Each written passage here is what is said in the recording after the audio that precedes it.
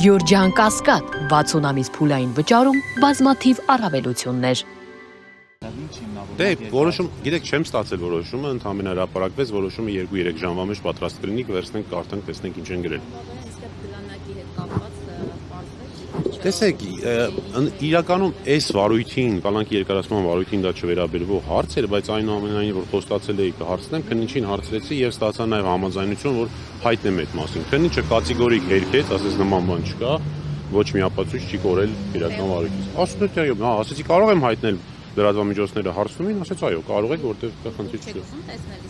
Հիմա այս փուլում չենք կարող։ Դա երբ որ ըստ էության քննության ժամանակն է, արդեն այդ ժամանակը տեսնենք։ Այս փուլում չենք կարող։ Բնականաբար, իհարկե։ Բայց իրենց որոշումը ստանան։ Հա, դեպի ստանանք, որ իմանանք ինչ են գրել, որ իմանանք ինչը բողոքարկենք, էլի։ Անբավարար, իսկ ձեր կարծիքով, քանի որ նշում եք, որ որևէ հիմք չկա նրան կալանքի տակ պահելու, սրանով ինչ հարց է։ Սրանով շարունակում է եկեղեցու դեմ ճնշումները, սրանով շարունակում Արշակ Սրբազանի նկատմամբ այս ամեն ինչ ինչ որ արվում էր շատ վաղուց սկսված, այս ամեն ինչն է։ Այսինքն եթե լինի ազատության մեջ ինչ կլինի սրանով եւ եթե անազատության մեջ է։ Այդ հարցերը պիտի տակ ապօրինի անազատության մեջ պահողներին եւ նման հրաման տվողներին։ Ես ինչ գիտեմ իրանց մտքով ինչ ասեմ։ Այս պահին չունենք որոշում, այս պահին միայն եզրափակիչ մասն հրապարակում, որ երկարացվում է։ Շնորհակալություն։